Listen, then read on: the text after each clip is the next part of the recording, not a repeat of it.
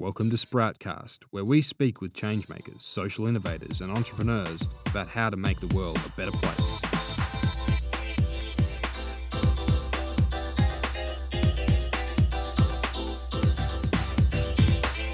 And now, here's your host, Julia Duffy.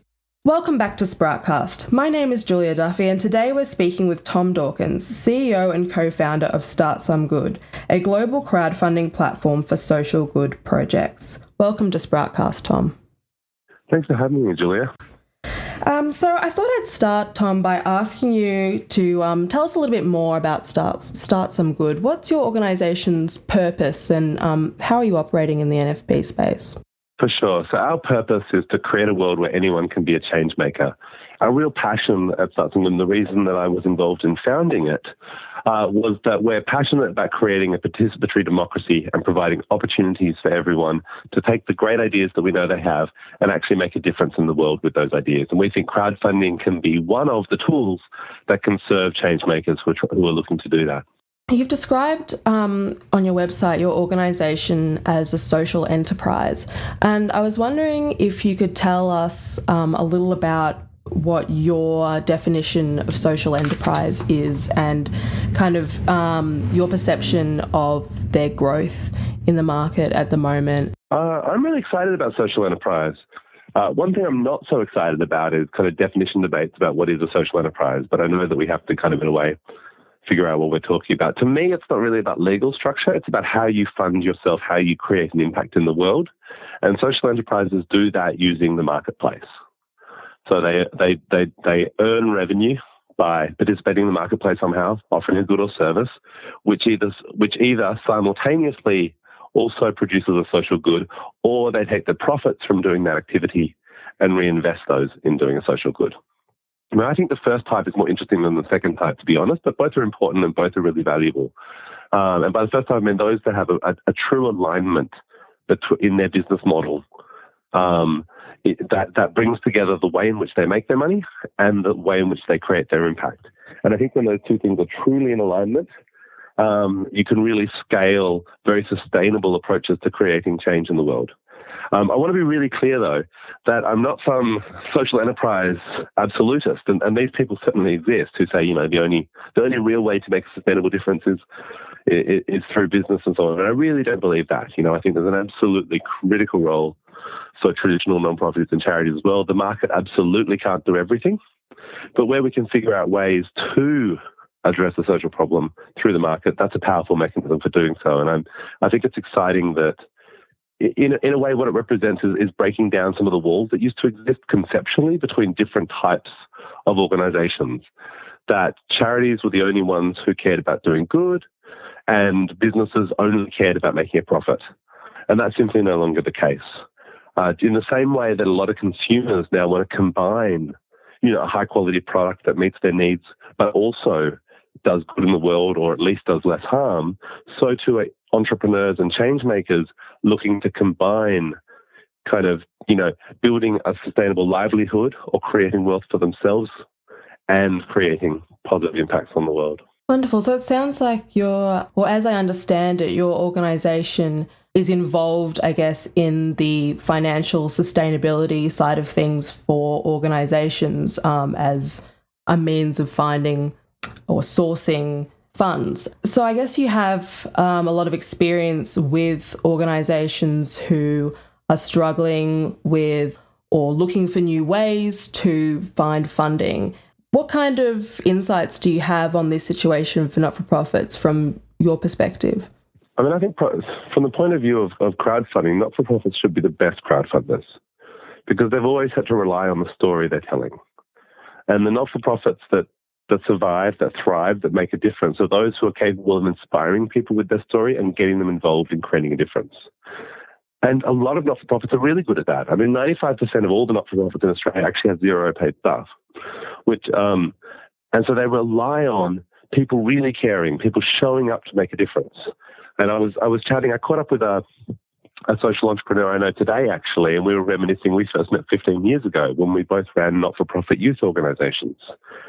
And we both now run social enterprise startups. And we were talking about some of the lessons. What did we learn back then, and how do we apply that now?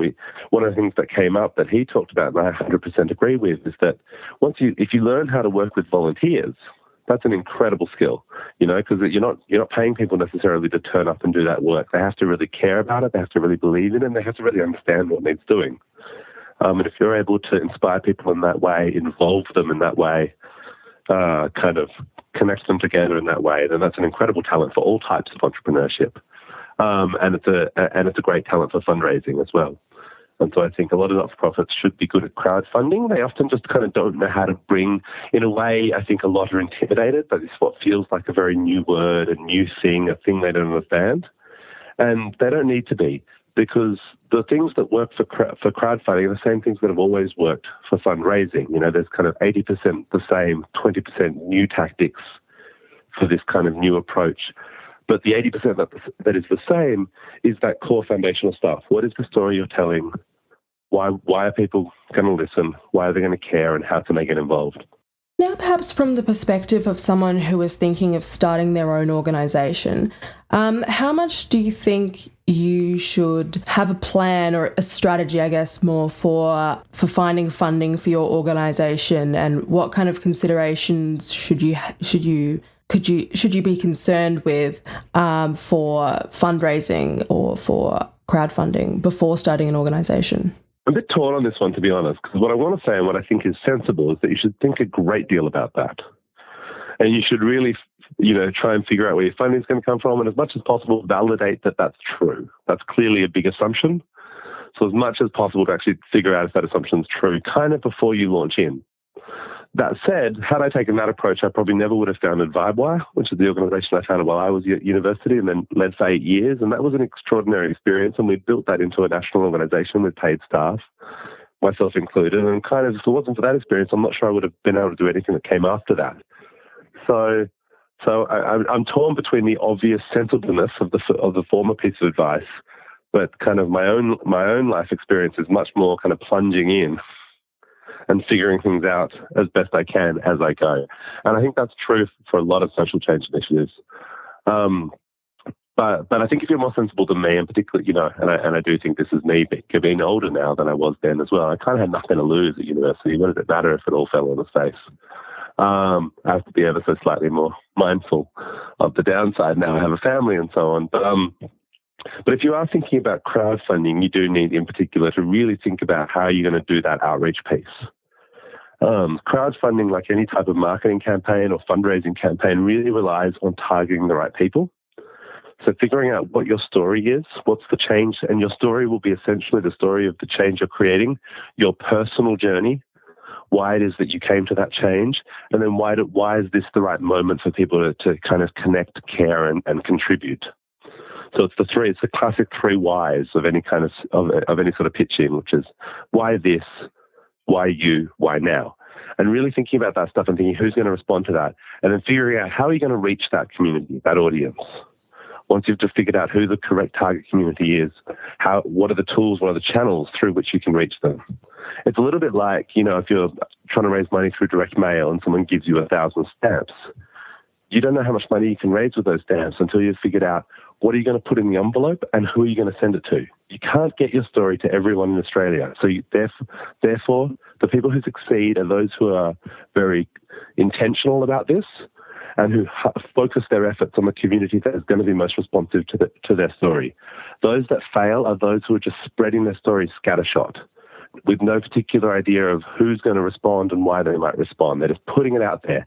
And particularly for crowdfunding, which relies on a set amount of time, often, let's say, 30 days. Let's say you have 3 hours a day that you can contribute to it. That means you have a budget of 90 hours. That's all you've got. That's not enough time to speak to 20 million or 25 million Australians. It's enough time to speak to some subset of that. And your success or failure will rely on figuring out who that subset is and getting your story to them. Now, you mentioned starting your own organisations, and I'm interested in that process of going from an interesting idea, passion for a cause, finding other people who also share your interest and your passion and can maybe assist you. And between that stage and actually launching your organization, what would you say, based on your own experiences and I guess also reflecting back on those experiences, what would you advise for that stage between the idea and launching your organization? I'd definitely advise finding a co-founder. I won't do anything again without a co-founder. It's so important, just in terms of your own mental well-being, if nothing else, but also just to give you a chance at getting there. There's just going to be so much work involved. It's going to require different skill sets, and it's just going to require more than one person who cares as much as you do. And there's a real difference between a co-founder and people who are helping out early. Because I experienced that, on VibeWire, I was more or less solo founder. There were very important people, of course, at every single stage, without whom nothing could have been achieved or nothing done. But there was no one else who traveled through those stages with me. Whereas to StartSomeGood, I had a co-founder, and that was really essential. It was really hard the first few years. I mean, God, it still is. But, it's hard work. And so I'd really look for someone who you can connect with and work with in that way. And, of course, who hopefully has a complementary skill set. If you want to do something, online and you are not technical yourself, you would like to have a technical co-founder. Because that's going to make life a million times easier. If you're a technical person yourself, but you have an idea and you need someone to go out there and pitch and sell it and raise money and all of that, you need a more businessy co-founder, with those sorts of skills.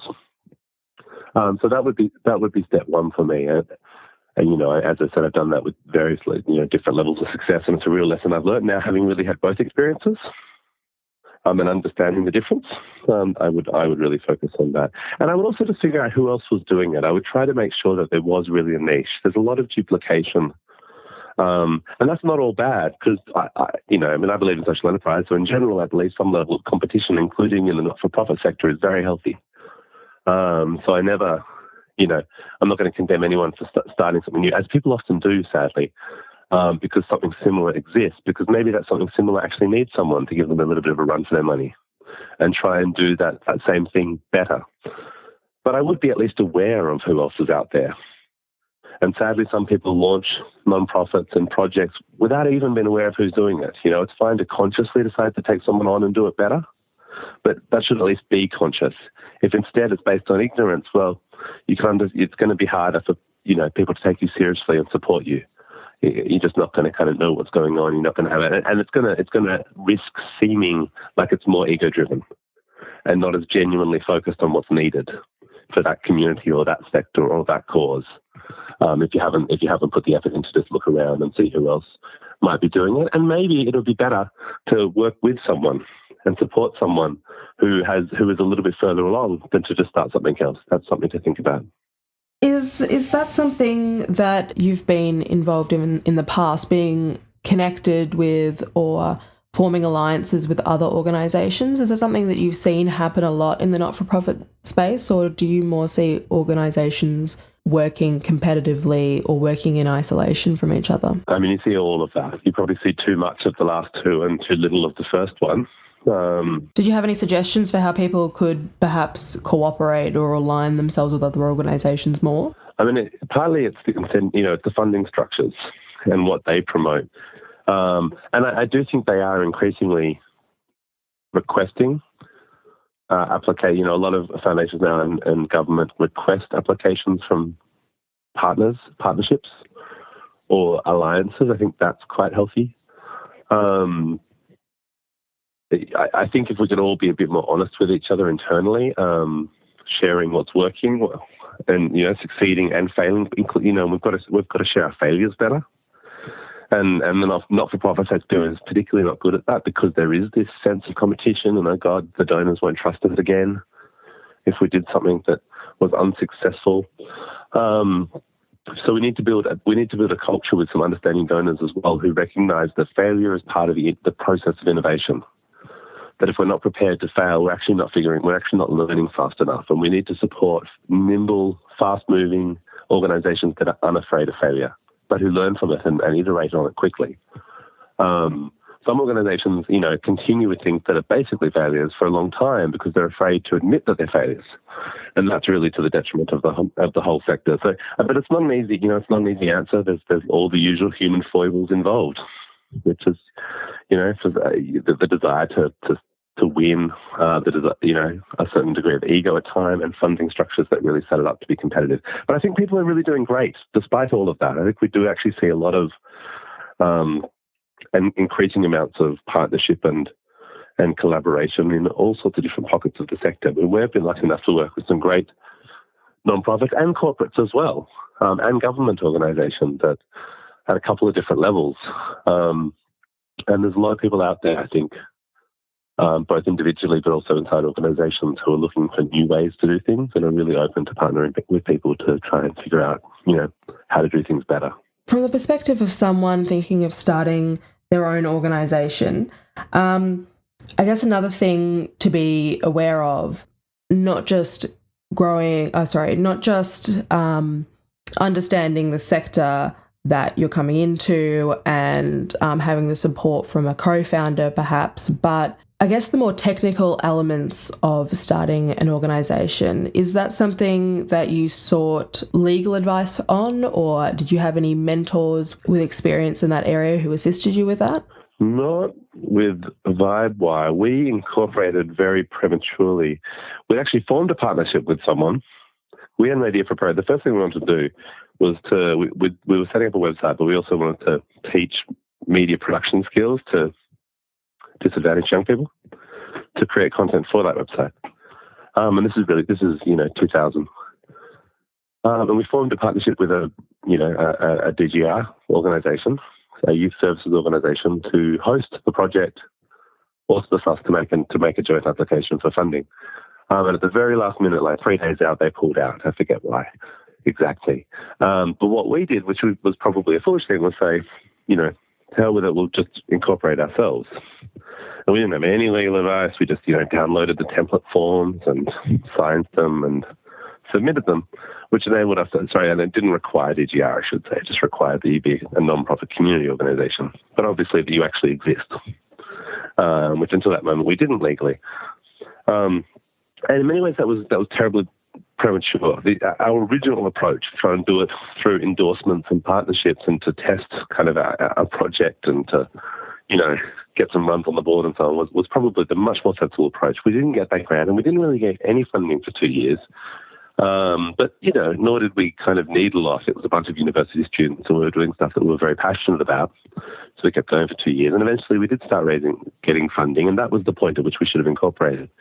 So I think that's quite a common mistake. People have this sense that you can't start if you don't have that legal structure in place, but the legal structure brings with it a series of burdens in terms of administration that you may not be ready or want to take on. And until someone is ready to actually invest money in you, you don't actually need a legal vehicle to accept it. So it depends how you're starting, and it depends whether you're starting with fundraising. We weren't. We were starting by getting on with a kind of, very volunteer structure, and we could have done that without taking on that burden. It took a long time to kind of catch up from the lack of oversight and management. We hadn't done things properly. We weren't really paying any attention to what was involved. We were just kind of doing what we had to do to get that grant application in. With StartSomeGood, we definitely do have legal help setting up the structure. Sorry, I didn't catch that bit. I just lost you for a sec there. Oh, that's it. I said with StartSomeGood, we definitely did get legal help setting up the right structure and incorporating in the right way. Wonderful. So it sounds like there's a bit of a balance, I guess, between not being too caught up with the legal stuff to start off with and just get it going, and not leaving it too late, I guess, and missing out on opportunities because you don't have the right structures there. Is that correct? Yeah, that's right. I mean, if you're setting up a business, 90% of businesses fail. So, the chances are at the end of the day it's not going to work anyway. And it's not going to be because it's generally not going to be because you didn't quite, cross your T's and dot your I's properly. It's going to be because you couldn't find a market for what you're going to do. No one wanted to fund it. You didn't know how to market it. All sorts of things. So to some extent, I guess I have a little bit of a philosophy of, do things when you need to do them. Like, focus on what's really going to get you to the next stage. And it's normally not been a perfect administrator. And hopefully you can get to the point where you will get to the point where you'll have to get better at that. We recently employed a general manager at StartSomeGood, and it's just about the best thing that's ever happened to me. to take a lot of those sorts of things off the plate, because we did have to get better. We've reached that point ourselves where we're taking on more investment and working with more corporate and non-profit partners who expected, more diligence, and fair enough. And so we're getting our act together now. But maybe we wouldn't have got to this point if we'd obsessed over it earlier and not got on with, building and promoting the business. So I just wanted to switch gears for a moment here and ask you a bit about your board experience. So you say you've served on the board of a couple of organisations, one of them being VibeWire, the organisation you started. Could you tell me a little bit about that experience and also perhaps how that has, if it has, made you look at the non-profit sector differently or look at the management of an organisation differently? I don't know if it has made me look at it differently. I mean, I guess I learned a lot about what was involved on some level. And one thing I really did learn was organisations at different times in their lives require different types of boards. I mean, to a certain extent, this goes back to what we were just talking about, the kind of admin versus, what would you say, versus kind of getting on with it balance. And sometimes you need, at certain stages of your life, you need a getting on with it board, a board who will actually contribute and do things in a very kind of hands-on, practical way. They might be organise or host events and maybe, reach out a pitch to potential sponsors and partners directly, raise money, help form partnerships, really produce. And at other times, as the organisation matures, normally the board can move into a more oversight and strategic board. And normally they'd still be expected to raise money and have some of those high-level conversations, but they can ease back a bit. The time expectation is obviously quite minimal because these are often very, very busy people. And it's just really important to have a shared understanding and agreement, I think, about kind of where the board's at and what's expected. I've kind of been on boards where there's a bit of a mismatch, perhaps, amongst the board members themselves in the role they're expected to play. And that can be awkward and difficult, as it is in any situation where people are kind of not quite committed to, when people are unequal, I guess, in their contributions.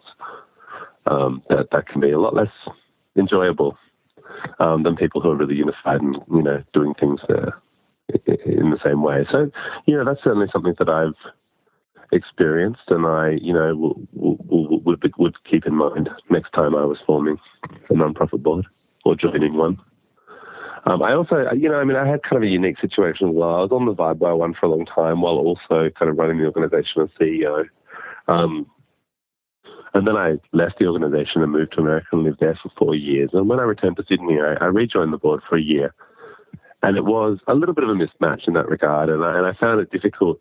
I kind of found it difficult, the discrepancy between how much I cared and how much I could do, which is probably unusual. I had a much deeper than normal emotional connection to the organisation, having founded it and given 8 years of my life to it.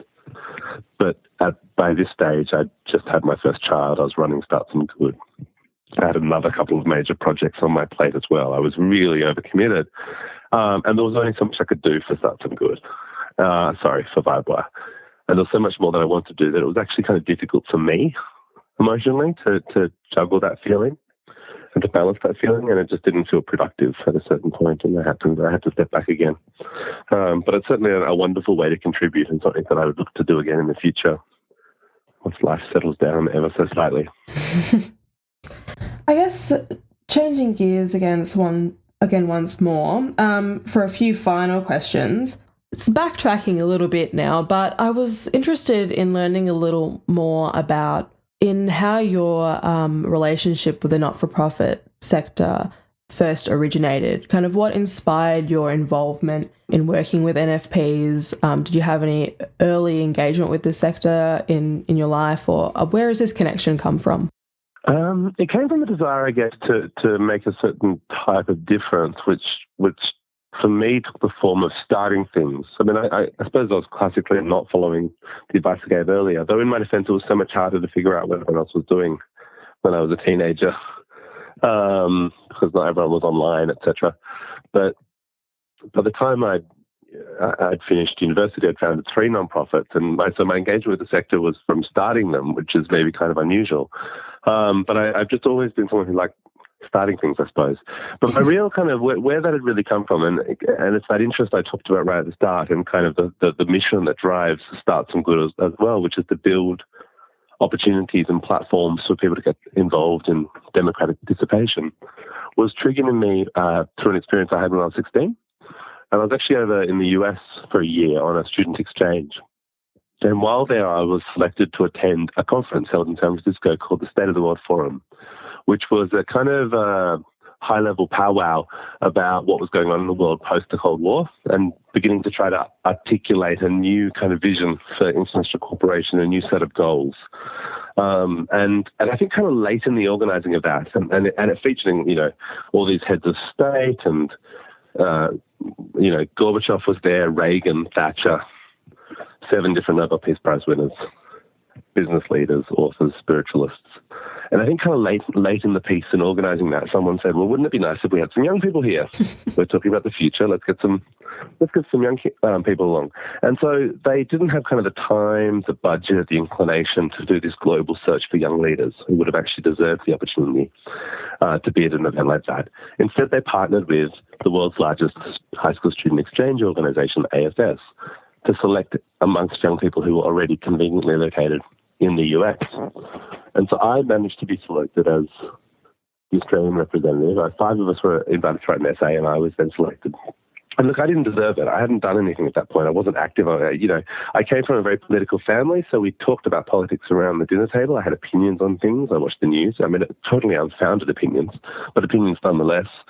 But I hadn't done anything. In the way that you might kind of want the kind of people who would be represented or get to attend this event to have done things. But there I was nonetheless.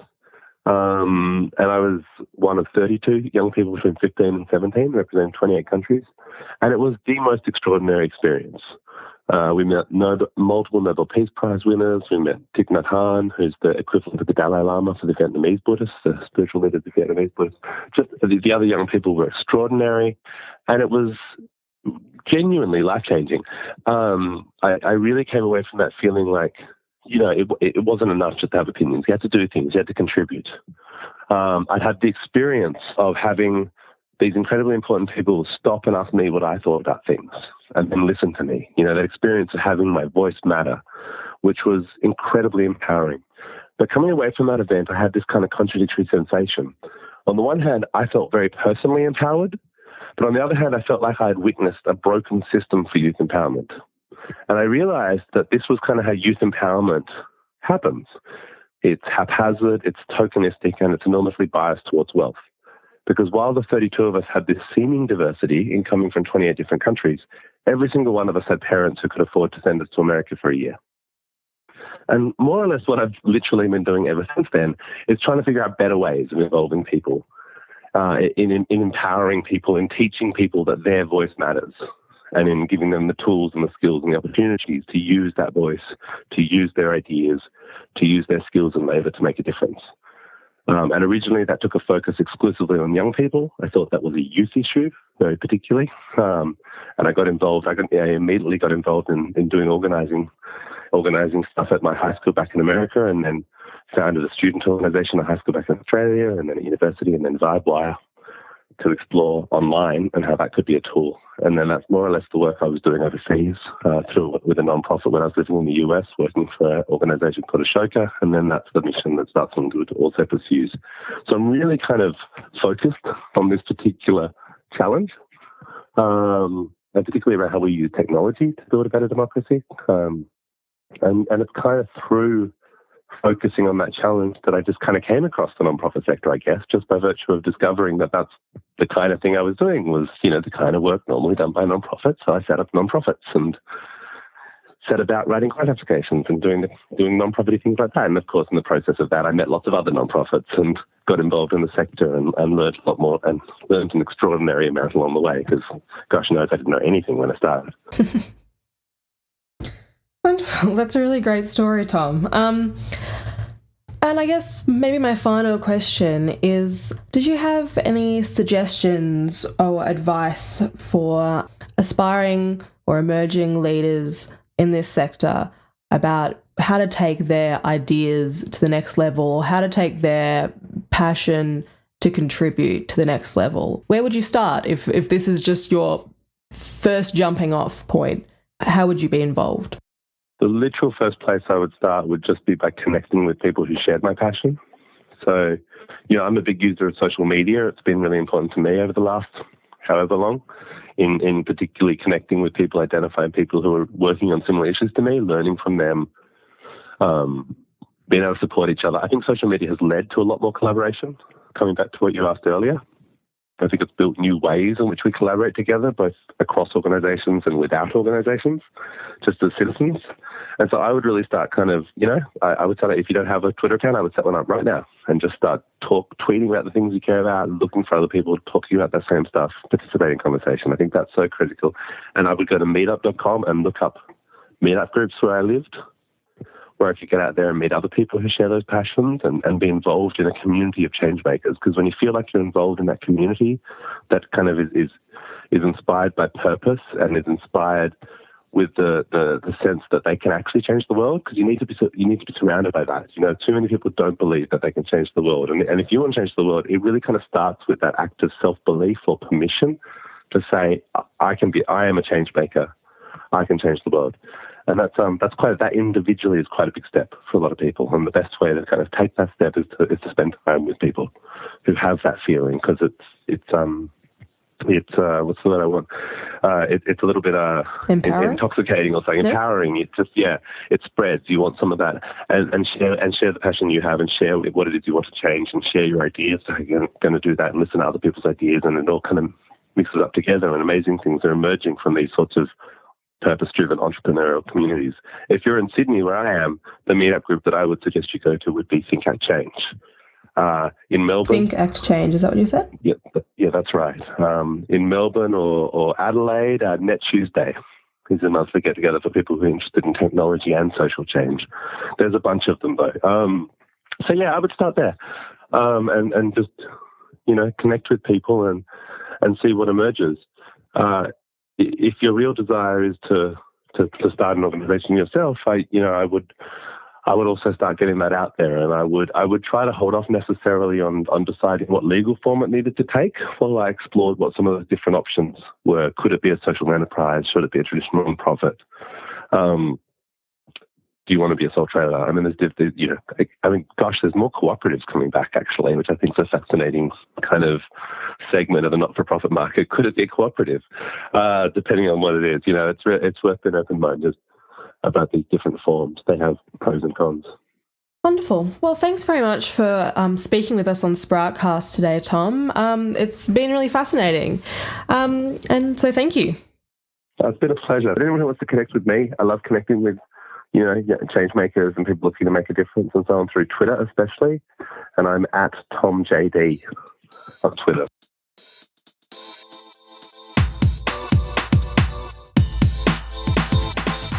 Did you enjoy this episode of SproutCast? Visit sproutcast.net to sign up for our newsletter. The newsletter includes copies of the show notes and additional content from each episode.